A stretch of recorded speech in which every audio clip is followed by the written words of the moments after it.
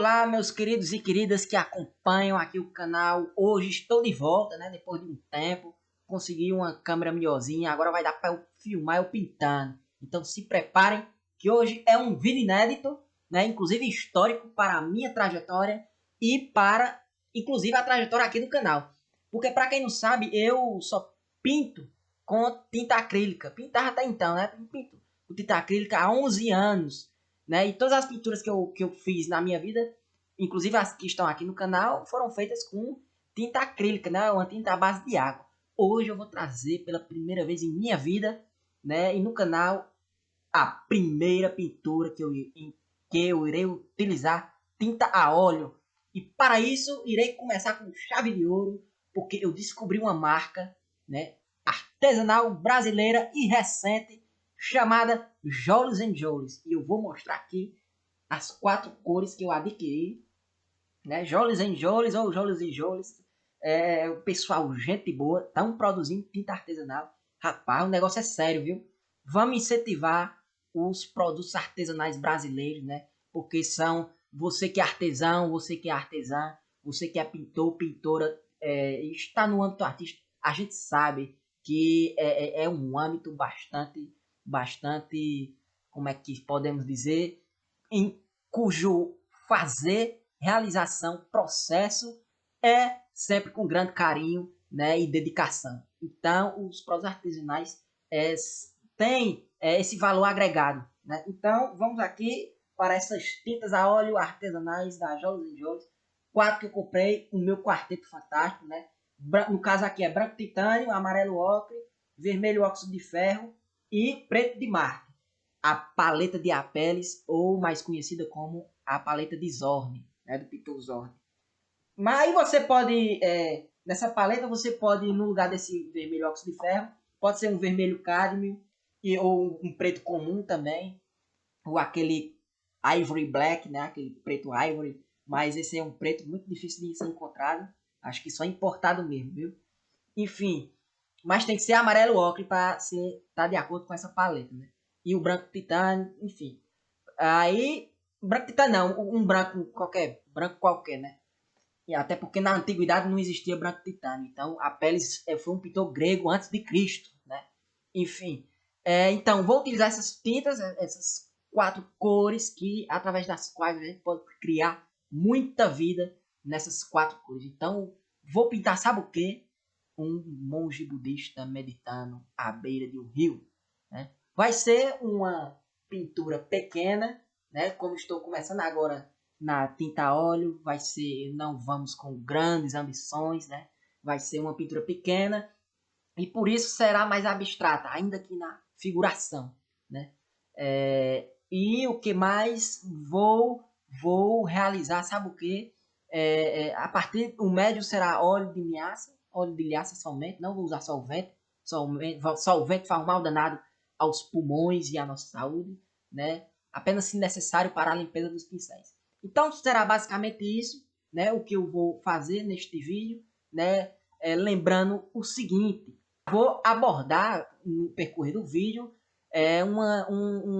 uma discussão sobre o budismo também, né? É uma temática que eu gosto de estudar, junto com o cristianismo, né?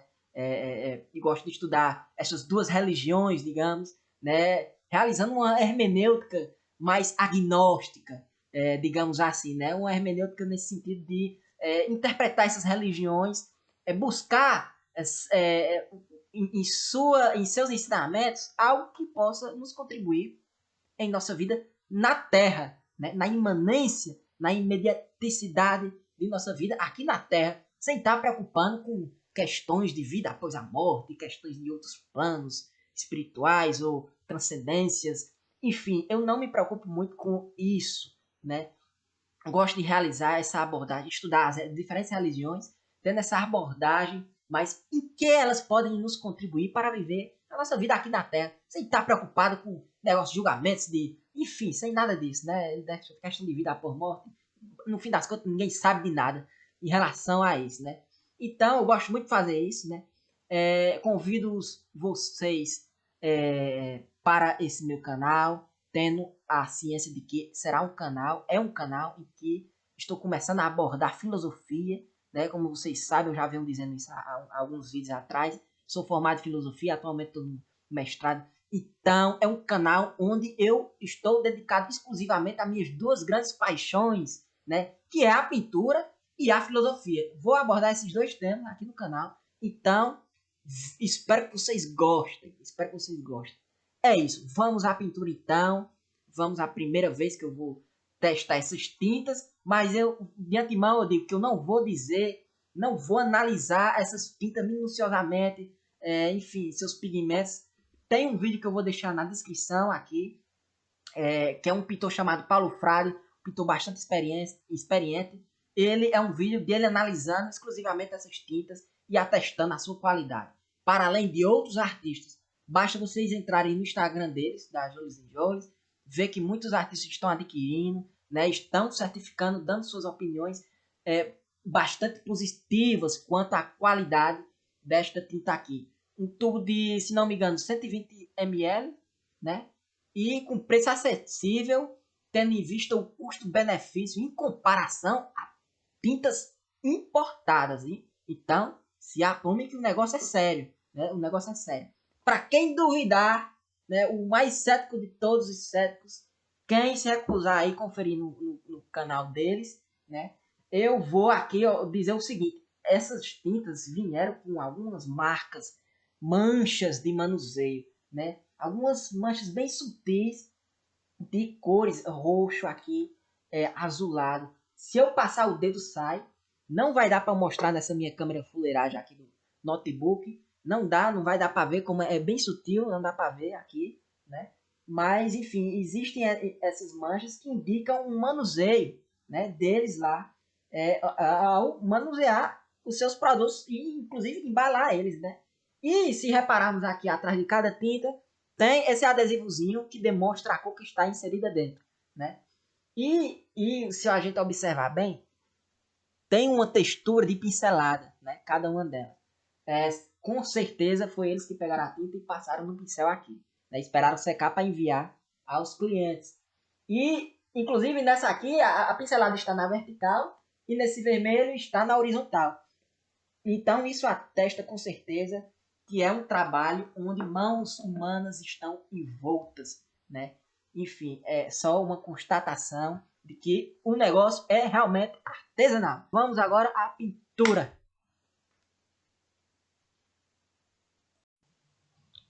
Bom, vamos começar agora então com o processo da pintura.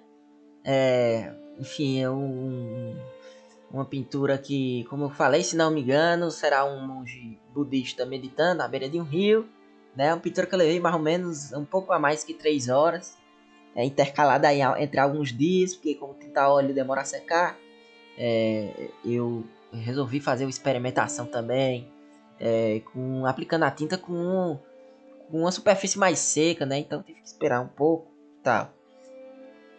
Enfim, aí eu gostaria de trazer neste vídeo algumas notas a respeito do budismo, que é um tema que eu gosto de estudar também, né? Realizando uma interpretação mais voltada à sua aplicação, enquanto uma sabedoria, uma filosofia que tem a nos ensinar algo, né? Sem estar muito tendo em vista a questão da religiosidade, enfim, da metafísica levada a últimas consequências.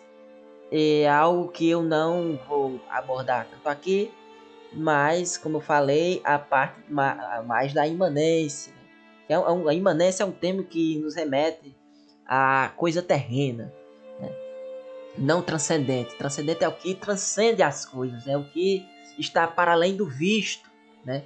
Para além do percebido pelos sentidos dos olhos, do tato.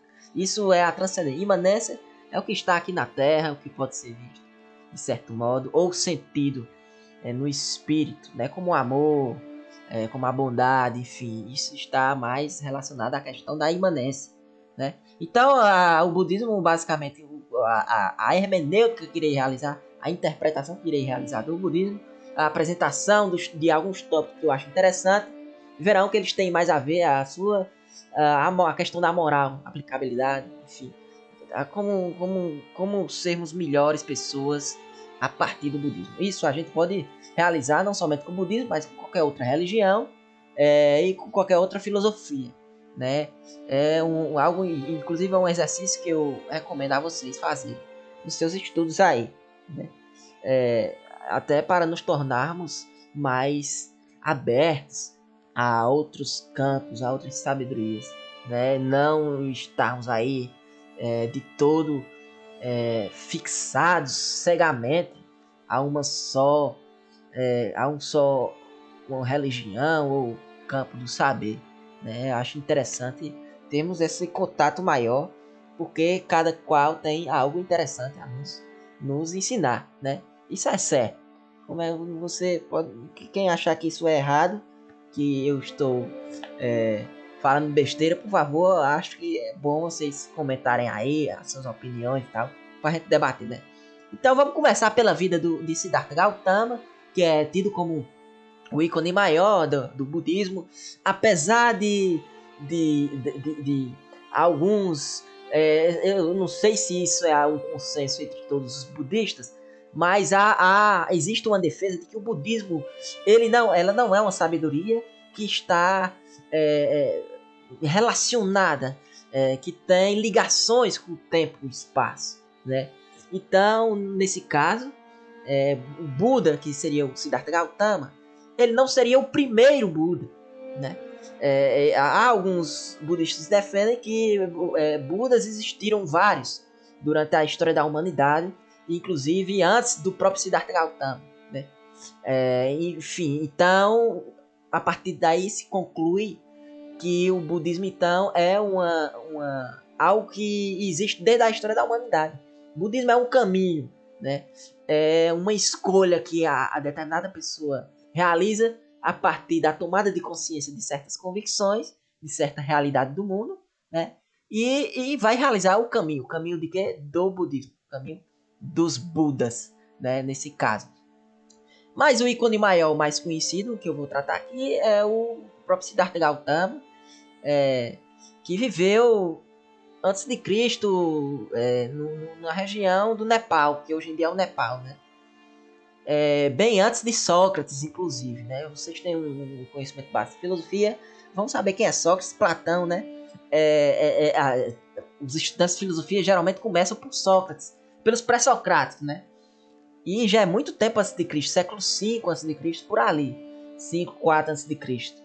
Né? O Siddhartha Gautama, se não me engano, foi no século 6 antes de Cristo, muito antes de Sócrates, de alguns dos pré-socráticos mais conhecidos que a galera da filosofia estuda, né? E aí, enfim, Siddhartha Gautama foi um príncipe herdeiro de um rei, praticamente, lá nessa região do Nepal, uma família bastante rica, né? E conta-se as lendas, né? Vamos abrir um parêntese aqui, né? Não houve nenhum escrito não houve nenhum escrito do próprio Siddhartha. Então, o que se sabe sobre ele são histórias que foram contadas até hoje sobre ele, né? Foram contadas e anotadas, né? Inclusive com a preocupação, principalmente, de anotar seus ensinamentos, mas ele não deixou nada escrito. Então, é aquela história, né? Como é aquele ditado que dizem, a cada sei lá, a cada frase um ponto, sei lá, alguma coisa assim, né? Que acrescenta-se um ponto, uma coisa assim.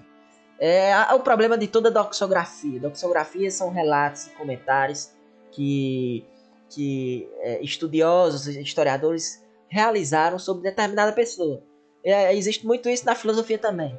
Se você for estudar Sócrates, a partir da doxografia, a partir dos diálogos de Platão, a partir da doxografia de Diógenes Laércio, de Xenofonte, de Aristófanes, né?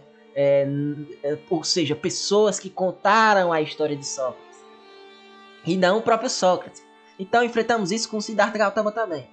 E estamos aqui relativos à mercê de fatos e algo que deve ter sido adicionados, consequências adições para enfatizar um certo aspecto dessa pessoa. Enfim, o ser humano ele tem isso, né? Como o telefone sem fio, né? A gente está à mercê aí de incongruências históricas também. Mas o que se conta, as lendas, as histórias, é que ele foi esse príncipe rico e, teve toda a sua educação mantida praticamente dentro de seu palácio. Ele não saía do seu palácio para o mundo afora, né? E ele foi criado nessas luxuosidades, nessa educação, é, enfim, relacionada a algo que está apartado no mundo, né? Aí, em determinado momento de sua vida, quando jovem já, Siddhartha, ele resolveu, rapaz, eu fui criado a minha vida inteira aqui nessa bolha, digamos, né? Eu vou ver o que é que existe no mundo, porque eu só sei do mundo a partir dos livros, dos ensinamentos que me trazem aqui, mas eu devo confirmar a verdade disso, né? E ele resolveu sair do seu palácio e ir atrás do que de fato é o mundo, da realidade desse mundo. Então, pois bem, ele chegando lá e percebeu, claro, que a coisa não é igual, assim como relata os livros, né? Há uma ênfase nas histórias quando falam, uma ênfase na surpresa que Siddhartha teve ao se deparar com o sofrimento das pessoas, né? Ele, então, ao sair do seu palácio, se deparou primeiramente com o que há demais nesse mundo, que é a pobreza, a miséria, o descaso com os nossos pares, com os nossos irmãos e irmãs que temos, né? Ou seja, temos muita gente em condição de miséria, de pobreza e de sofrimento. Então Siddhartha, horrorizado com isso, ele ficou muito afetado, voltou para casa e resolveu, resumidamente, né? Rapaz, essa minha vida aqui é uma verdadeira ilusão. Estou sendo criado aqui em volta de luxúrias, grandes luxúrias, altíssima cultura, mas o que é que isso vai me ajudar no enfrentamento com o mundo, né? Como é que isso vai me fazer entender a realidade do sofrimento das pessoas, né? Então ele se depara com isso e vê o seguinte, rapaz, eu quero ele põe como objetivo de vida, eu quero compreender o sofrimento do mundo, as causas desse sofrimento, né? Por que é que a pessoa está sofrendo, né? Por que isso existe? Há justiça nisso, né? Basicamente é isso que ocorre, é essa a grande transformação que ocorre na vida de Siddhartha. E aí ele abandona sua vida no palácio, foge do palácio, deixa lá seu pai, toda a sua família e vai viver uma vida de errante, né? E nesse sentido ele vai atrás, como falei, de compreender a realidade do mundo, tendo em vista essa questão do sofrimento. E aí ele analisando isso, em busca dessa compreensão, inclusive mais holística, que envolve tudo isso, ele vai atrás dos sábios de sua época. E os sábios de sua época eram os sofistas, né?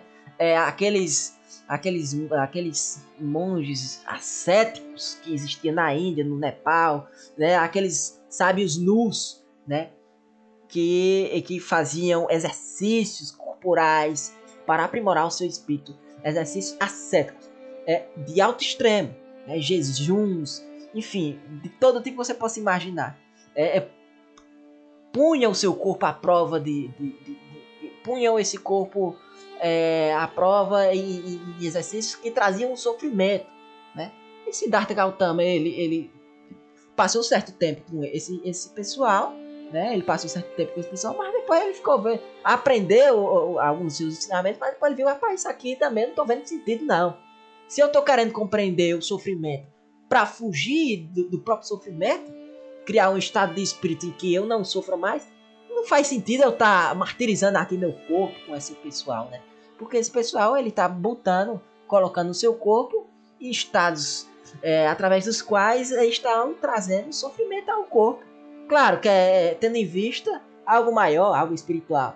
Mas eu não vejo mais sentido nisso. Então ele abandona essa galera e vai criar seu próprio modo de vida, né?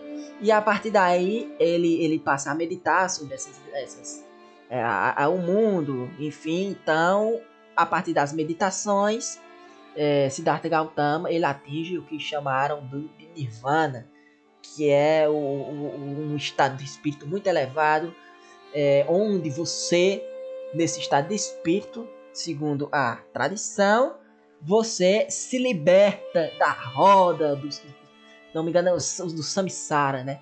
Que é a roda, o ciclo do nascimento e morte, nascimento e morte, né? Pois o sofrimento ele está relacionado a esse ciclo, né? Há uma constante mutação que ela recebe essas mutações, mas que no fim das contas se remete às suas origens, né? Aí eles chamam dos ciclos de nascimento e morte. Neste ciclo está presente o sofrimento. Nesse ciclo está presente a realidade humana. Nesse ciclo está presente a vivência de cada um de nós. A gente vive, nasce, se reproduz e morre, né? Ou se não se reproduz, a gente nasce, vive e morre, né? Basicamente é isso. Um ciclo da vida, né? Um ciclo da vida é igual a um ciclo de sofrimento, como já constou em Siddhartha Gautama. Apesar de termos nossos momentos de alegria, sempre cada momento de alegria se sucede uma aflição.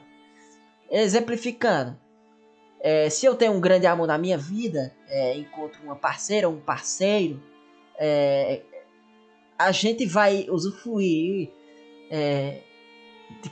desse parceiro ou parceira, usufruir no sentido espiritual, né? O amor, todos os frutos do amor que se constrói numa vida em comum, né? Isso a gente pode relacionar também às nossas familiares envolvendo aqui nossos amigos, né? Todas as pessoas que gostamos e amamos. Então, mas por detrás de todas essas coisas que são boas, haverá sempre em nossa mente a consciência da finitude, né? A consciência da volatilidade da vida, da mutabilidade. Nem tudo que é, né, está sujeito a constantemente ser dessa forma, né? Nem tudo que será necessariamente dessa forma. Estão entendendo aí o problemática da coisa? Então, se eu tenho um grande amor em minha vida e eu tenho a consciência da vida, eu sei que essa pessoa de determinado momento vai morrer, ou estamos aí sujeitos temos uma briga que seja irreconciliável, né? Nossas opiniões e nossos modos de vida podem contrastar radicalmente em determinado momento em que se torna incongruente, incomensurável a nossa relação. Cada um toma seu rumo. Estão entendendo? E isso muitas pessoas vivem, né? Para quem tem um namoro, mais de um namoro, aliás, e termina um namoro, a gente vê que a coisa não é tão assim. Muita gente, inclusive eu vejo nas redes sociais, começa a namorar. Você é o amor grande de minha vida para sempre. Iremos estar juntos para sempre. Quando vai ver, com um mês, 5 meses, 1 ano, está terminado o namoro, né? Então, basicamente, tudo foi uma ilusão, uma grande ilusão que a pessoa pôs em sua mente, né? Se determinado momento eu digo nossa relação vai durar para sempre, é uma aposta, é um tiro no meio do vácuo, de certo modo, porque nunca se sabe, né? A gente tem várias circunstâncias que a vida nos traz. Então, bom, esse foi um dos exemplos, ou um exemplo mais simples, banal. Eu como uma comida que eu gosto muito e tal. Amanhã eu já não terei mais ela, né? Por exemplo, uma pizza ou algo que eu gosto, né? Um hambúrguer, uma coisa assim. Em seguida, a gente se torna satisfeito, feliz, né? E aí depois vem a fome, né? E aí eu posso desejar a mesma comida, mas não ter mais em casa. Enfim, não ter mais dinheiro para comprar, etc. Então, o Siddhartha, ele vê que a vida é baseada em todo esse ciclo, não só do nascimento e morte, né? Que é algo mais geral, que envolve a própria vida e sua essência, mas em âmbitos mais particulares. É um ciclo que vem a alegria e a dor, a alegria e a aflição, a alegria e a tristeza, né? Nem tudo que nos traz bondade, a alegria vai se perpetuar de tal forma, né? Teremos esses momentos de aflição também. E aí o objetivo é sair desse modo de sofrimento. Então, resumidamente, né? O vídeo já está aí por mais de 20 minutos. Resumidamente, Siddhartha, ele entra nesse ciclo espiritual, nesse estado espiritual do Nirvana, porque ele percebe, né, segundo a doutrina, ele percebe a verdadeira coisa, o que é que está por detrás de cada sofrimento. E aí ele relaciona esse sofrimento ao ego do ser humano, né? O ego do ser humano. Por que o ego do ser humano? O ego é o eu, né? A nossa identidade, né? E ele percebe que essa vinculação do nosso espírito com o eu, essa vinculação do nosso espírito com a identidade, é fonte de muito sofrimento, fonte de muitos inúmeros sofrimentos. Né? Eu acho que quem iria concordar com isso seria o filósofo chamado Deleuze e Guattari, né? Da filosofia da diferença, que eles são contra essa questão da identidade, né? De certo modo, identidade que segrega, segundo eles, irá segregar os povos, os grupos sociais que deveriam lutar em união para um melhor estado de vida, eles se segregam e cada um vai lutar por coisas muito particulares. Enfim, ao invés de construir algo maior, né, que diga respeito a uma condição mais geral dos indivíduos, né, eles lutam por particularidades, enfim, fica numa eterna política segregada, né? Enfim, aí Siddhartha Gautama, ele vê que há muitos males nessa questão, nessa vinculação do nosso ego, de identidades, porque o ego é o eu, né? Então a gente já se remete à questão do egoísmo, né? Eu vou basear toda a minha vida, né? Construir toda a minha vida baseada na minha satisfação própria, né? Na minha própria satisfação ou na satisfação de meus pares, né? Que são iguais a mim, por exemplo, que tem a mesma cultura e eu não tô nem aí para um povo que está com uma cultura diferente. A gente pode encarar isso como raça, grupos mais extremistas, racistas, né? Eles querem construir sua vida e ajudar apenas seus pares que têm, por exemplo, a mesma raça, tá entendendo? E tem preconceito com outras raças, né? Com outras culturas. E aí, bom, isso é casos mais extremos, mas, por exemplo, pessoas que desenvolvem uma ambição extrema por ser famoso, ser conhecido, ser um governante com poder, ter poderes sobre outras pessoas na sociedade, né? E isso é fruto, segundo Siddhartha, de muitos males, porque a pessoa estará aí pautando uma vida baseada em grandes ilusões, né? Em coisas que não necessariamente terá a garantia da sua existência, né? Construir a sua vida na competição, né? Baseada na competição entre as pessoas. Eu quero ser o melhor que o outro. Tá entendendo a dinâmica da coisa? E isso é muito importante para a doutrina budista, né? Essa liberação do eu. Então entramos agora no caminho, que é o próprio budismo.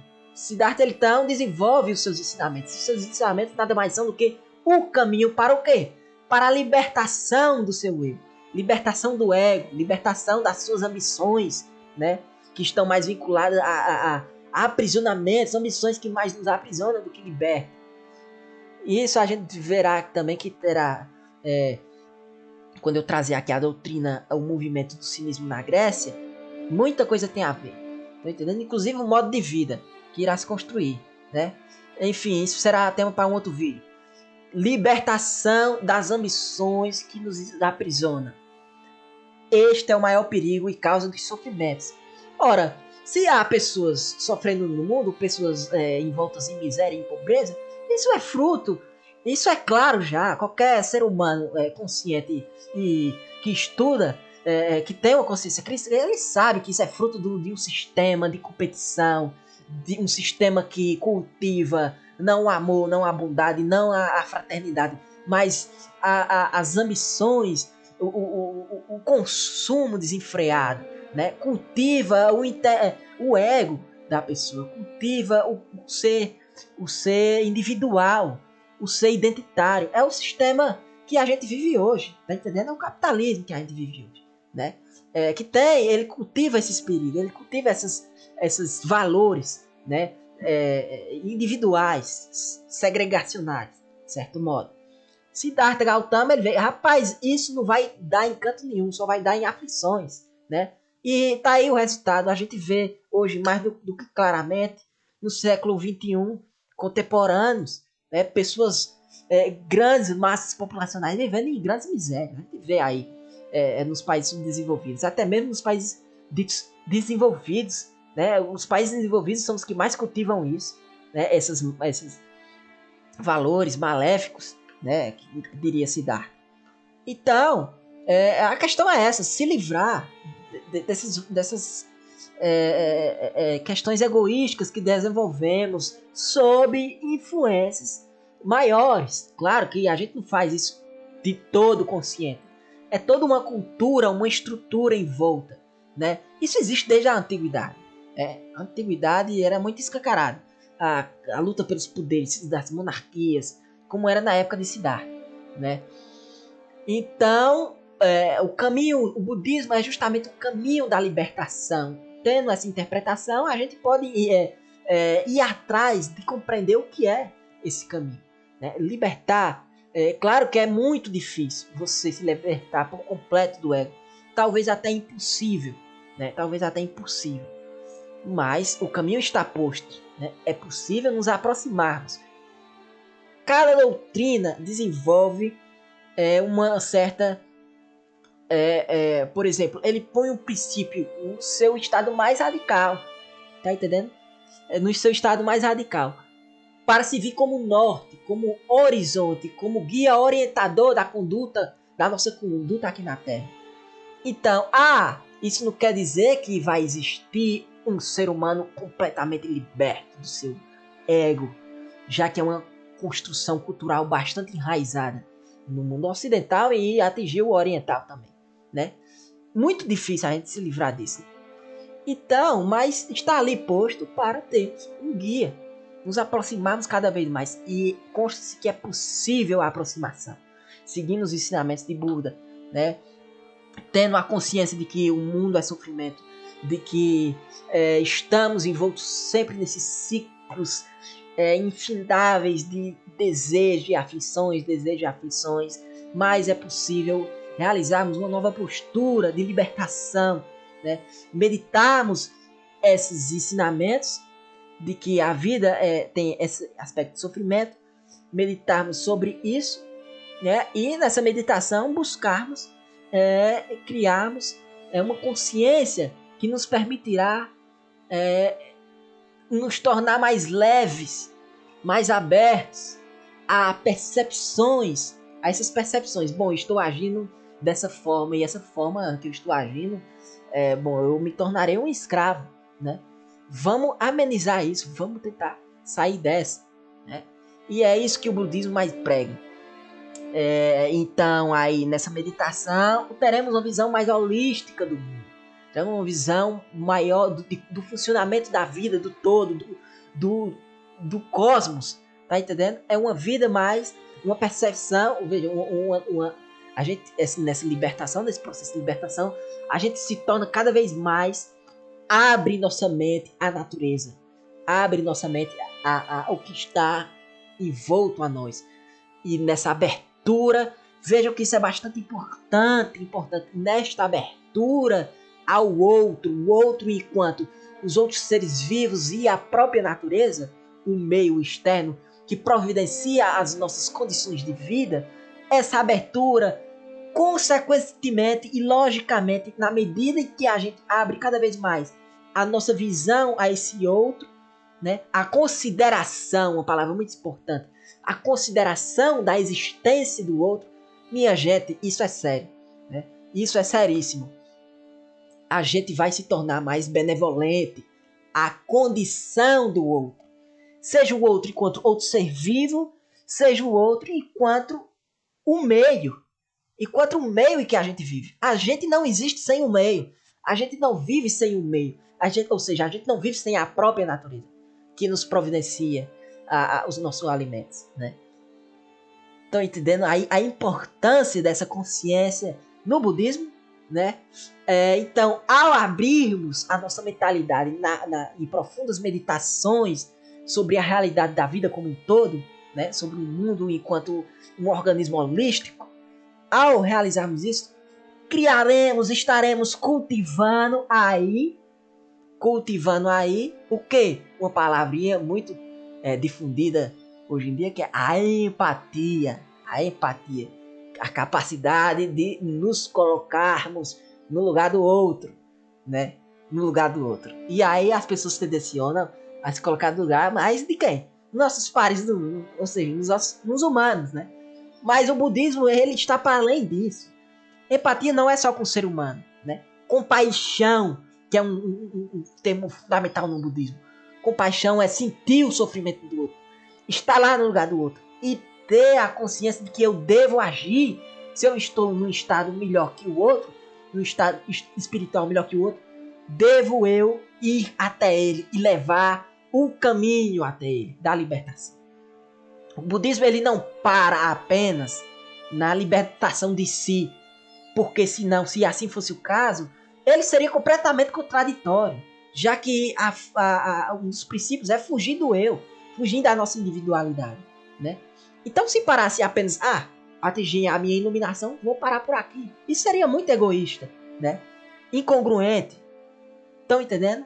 Então, o budismo não para por aí. É necessário a gente agir no outro, levar a consciência holística ao outro, levar a empatia ao outro, a compaixão ao outro. Somos então movidos à compaixão, somos então movidos à consideração do outro, da condição do outro que está em sofrimento. Se eu consigo me libertar cada vez mais do sofrimento e vejo que isso é bom, por que não ajudar o outro, cara, que está ali sofrendo também, né? Que está ali sofrendo. Então, o princípio budista é esse, né? O principal ensinamento budista, a meu ver, é esse, o cultivo da bondade, né? O cultivo da compaixão. Através, somente possível existir essa compaixão a partir da meditação que temos sobre o mundo, sobre as condições de vida que estão existindo nesse mundo, que são precárias, miseráveis, né? Essa é a hermenêutica que eu faço, a interpretação que eu faço e quero trazer para os dias de hoje. Então, compaixão, sair de si, rumo aos outros seres. E aí, outra coisa que eu gostaria de pontuar para finalizar, bastante bonita no budismo, é o seguinte. A gente tem a compaixão com os nossos pares, ou seja, vamos ajudar os outros seres humanos. Então, entendeu? Mas não para por aí, não é isso também. Ter compaixão também com os animais, com as plantas, com a própria natureza. É por isso que muitas vertentes do budismo, se não todo, eu acho, se não me engano, o próprio budismo, ele ensina o vegetarismo, né? O vegetarismo. Ele ensina o vegetarismo. E em monges mais praticantes, o próprio veganismo, né? É por isso, cara, isso é uma consequência lógica da sua doutrina. É uma consequência lógica. Não poderia fugir disso. Se a consciência holística abre nossa mente ao outro, enquanto a própria natureza, a gente vai abrir a nossa consciência aos nossos pares que estão mais próximos, ou seja, seres humanos, logo em seguida os animais, que a princípio é nosso alimento, né? E, enfim, ao nosso ambiente, que é a natureza. Então, teremos compaixão em estados mais avançados com os animais e com as plantas. É algo muito importante também, que eu trago aqui, um outro ponto, saber ter consciência da boniteza, da perfeição de cada existência que está ao nosso redor, né? E a meditação é também o cultivo dessa consciência, né? Da perfeição. Estamos envoltos numa natureza, numa realidade que é perfeita em si mesma, né? Isto envolve os seres vivos, isto envolve os animais, as plantas, né? A benevolência dos animais, né? Se você olhar no olho de um porquinho, de um animal, claro, eu estou falando aqui em relação à doutrina do budismo. Isso não quer dizer que eu estou praticando o veganismo, o vegetarianismo, tá, pessoal? Porque senão eu não estou querendo dizer que eu pratico isso, não. Eu busco aprender com o budismo, pelo menos quanto aos seres humanos, que já é difícil, né? A gente aprender quanto aos seres humanos, já que há muita violência, muita maldade aí no mundo, muitas pessoas ruins no mundo, né? A gente tendeciona a ser ruim igual a elas, ou seja, a desejar a morte dessas pessoas as quais nos trazem raiva, nos trazem aflições, né?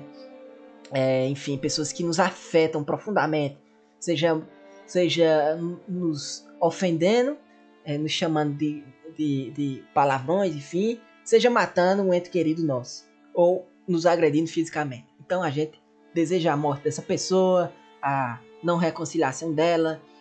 Enfim, já é muito difícil nos reconciliarmos com o próprio ser humano, né? Isso já é bem difícil. E aí o passo seguinte seria com os animais, com as plantas, etc, né? Há quem diga que é mais fácil Eu inclusive tendenciono a essa visão, né? Se a gente for analisar bem, realmente seria mais fácil nos reconciliar com os animais, com as plantas, do que com o próprio ser humano. O ser humano é muito complicado, né? Há quem defenda essas questões. Enfim, eu tô falando aqui quanto ao budismo, né? Isso não é uma filosofia minha, não é eu que tô defendendo isso, tá entendendo? Não é eu que tô praticando isso por todo, mas é uma apresentação que eu tô fazendo. Então, é fundamental. A meditação, ela seria o cultivo da consciência de que tudo é perfeito em si mesmo. Né? Os animais, cada ser tem uma boniteza. Portanto, como consequência, se você atinge esse estado mental, você não será mais capaz, de maneira alguma, de cultivar o sofrimento, que é o que mais a doutrina quer fugir. Lembrem da vida de Buda. Ele quis compreender o sofrimento no mundo e passou a desenvolver um caminho para a fuga desse sofrimento. Então não tem cabimento, não teria condições, cabimento, né, a gente se permitir a aprender com o budismo e continuar propagando o sofrimento, seja às pessoas, aos animais, né? Então, como consequência lógica, você não será mais capaz, né, adquirindo a consciência da iluminação, não será mais capaz de promover sofrimento. Ver o sofrimento já é muito difícil, imagine promover esse sofrimento, né? Seja ferindo alguém, algum parente ou ser humano, ou matando animal para comer, né? Ou desmatando, defendendo o desmatamento do ambiente. Vídeo. Então, em suma, em resumo, né? No fim das contas, se você está praticando o caminho do budismo, né? Todo esse exercício espiritual de tomada de consciência do sofrimento no mundo, de tomada de consciência de que a natureza, os seres, eles têm uma perfeição por si, têm uma boniteza, né? Apesar de haver muita maldade no ser humano, né? Em geral, vê-se a presença, né, das coisas boas no ser humano. Em geral, né, os atos bons dos seres humanos, apesar de muitas vezes serem dificultosos de serem vistos, né, pois as notícias propagam mais as coisas ruins do que as boas, os atos bons do ser humano têm um poder maior de impacto, então entendendo, no espírito das pessoas, enfim, prevalece no fim das contas do que os atos que promovem sofrimento. Então, em resumo, aquele que está tendo toda essa consciência, se trabalhando para se libertar de seus desejos individuais, né, aprisionadores, não é deixar de sentir, tá entendendo? Há pessoas que pensam que o budismo você se tornaria uma pessoa apática, sem sentimentos para com o outro, né? Você ajudaria apenas por um impulso, sei lá, um impulso de pena ou algo do tipo. Mas não no fim das contas, né? Há uma certa filantropia no fazer, como eu já mencionei. Então você cultivando todos esses ensinamentos e exercitando para internalizá-los, você vai estar se refugiando, fugindo do seu ego, né? Esse ego que nos leva ao egoísmo, ao individualismo, etc. E tendo a consciência de que, como eu falei, as coisas têm uma essência bonita por si, né? Tendo em vista o todo, uma visão holística do mundo, você, como consequência, não abrirá espaço em sua mente para o cultivo de qualquer pensamento maléfico, né? Negativo. Estão entendendo? É assim que a gente caminha no budismo, é assim que a gente vai se libertando de todo esse sofrimento, e é assim que a gente vai se libertando do samsara, esse ciclo repetitivo, né, do sofrimento, inclusive aí entrando já mais na questão transcendente ou mística, do ciclo do nascimento e morte, né, até chegarmos a um plano após nossa morte e que a gente não, digamos, que eu acredito que aí vai depender da corrente budista, né? Questão da reencarnação. A gente sai desse ciclo de nascimento e morte, nascimento e morte, nascimento e morte. Tô entendendo? E aí, por fim, né? É isso.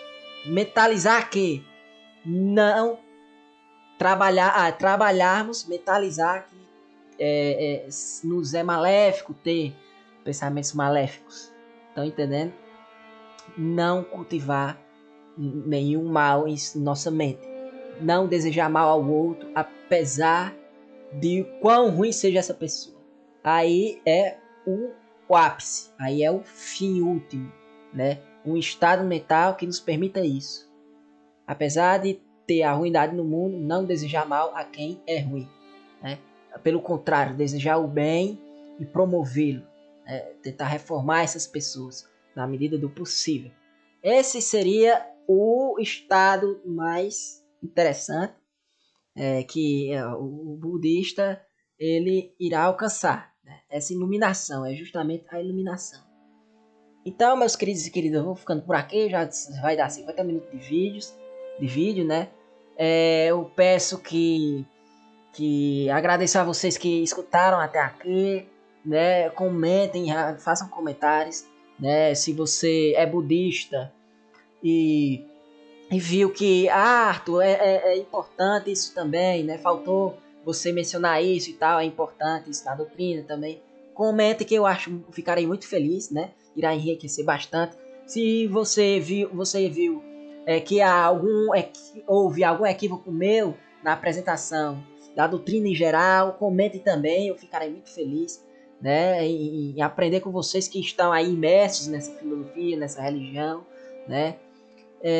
E a quem não é budista, comentem também, digam se vocês concordam com algum aspecto ou discordam, né, para a gente criar uma discussão bacana, para quem tiver interesse, né. Muito obrigado a todos vocês, né. O budismo, no fim das contas, ele se torna... a galera costuma dizer, o budismo é só o caminho, né. Eu vi num artigo na internet uma analogia muito interessante que eu achei, da pessoa que escreveu, que é o seguinte: o budismo ele não é algo para nos apegarmos assim, né? Ele é apenas o caminho da libertação de todas essas construções mentais ilusórias que a nossa sociedade criou, principalmente a questão do ego e a identidade, né? É um caminho. Quando você alcança a iluminação, você abandona esse caminho. Você já não precisa mais do budismo, né? É como a analogia era a seguinte: é como se fosse o budismo é um barco e você está atravessando um rio do sofrimento, né? A partir do momento que você chegar à outra margem, você abandona o barco. O objetivo já foi concluído, tá entendendo? Da doutrina, né? É muito interessante isso. E para finalizar, tem uma citação também que eu achei muito interessante. Eu vou buscar aqui, viu? Peraí. Aí, para finalizar, eu vi uma analogia muito interessante num artigo que eu li na internet. Eu vou deixar o link também aí embaixo. É o seguinte, o budismo não é algo que a gente deve nos apegar, né? Porque, no fim das contas, ele é como um barco, né? Que está atravessando um rio. O rio, ele é a correnteza do sofrimento. Estamos no barco, né? No caminho do budismo. O budismo é o próprio barco. Ele vai nos ajudar a atravessar o rio do sofrimento. E ao chegarmos no outro lado, na outra margem, que seria o alcance da iluminação, né? Um certo nirvana, né? Ao chegarmos lá, a gente abandona o barco, né? Ou seja, abandona o budismo. Ele já não será mais importante para nós, pois ele já cumpriu seu papel, né? Então não há um apego extremo como ocorre nas outras religiões, algumas vertentes, né? Enfim, algo que eu achei bem interessante. E para finalizar por completo, uma outra citação que eu vi neste artigo, né? O maior dos resumos da doutrina budista seria o seguinte, né? Pratique a bondade, não crie sofrimento, né? Pratique a bondade, não crie de forma alguma sofrimento. E dirija sua mente.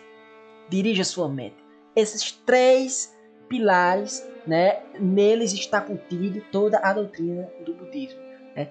Não dirigir a mente, dirigir a mente, né? Seria um trabalho da meditação para se conscientizar de todos esses aspectos teóricos vistos no mundo que eu mencionei atrás, né? A realidade do sofrimento e a superação desse próprio sofrimento. Buscar a superação através da visão holística do mundo, distanciamento do ego, desconstrução do ego, desconstrução de nossas identidades, né? De nossos egoísmos, enfim, que nos impedem de termos uma visão, uma vida coletiva mais plena, né? Desconstrução disso, que é justamente isso, dirigir a nossa mente para termos foco nisso.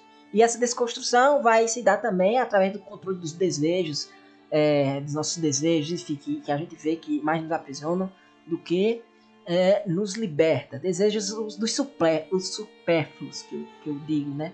Que a doutrina diz também. E aí, praticar a bondade, que vai ser a consequência, e não criar sofrimento.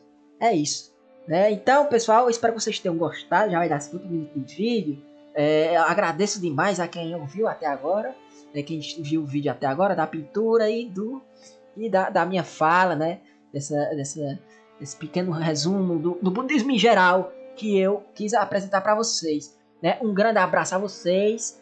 Compartilhe esse vídeo com seus amiguinhos, amiguinhas, seus familiares, enfim. Ajudem na divulgação da arte e da filosofia. Agradeço demais a vocês. Se você é um budista ou uma budista que está vendo esse vídeo, né, eu ficaria muito feliz se você comentasse, se você viu, Arthur, tem outra coisa que é importante, né, aí comentem, né, ou então faltou você dizer isso e tal, eu gostaria de dar esse complemento, fiquem à vontade e comentem, eu vou ficar muito feliz em ler os seus comentários. Se você achou também, se você é budista e achou que eu me equivoquei em alguma sentença, em alguma parte da minha apresentação, comentem aí, eu convido vocês a comentarem demais, né? Eu vou ficar muito feliz também a me ajudarem a conhecer mais ainda, melhor essa doutrina belíssima que é o budismo. E enfim, fiquem à vontade. Para quem não é budista, vocês digam aí nos comentários a opinião de vocês. Eu concordo com isso, ou discordo disso, explica porquê, argumenta e tal, que a gente faz uma discussão bacana e interessante. Estão entendendo? Então é isso. Um grande abraço a todos e todas e até o próximo vídeo. Até mais.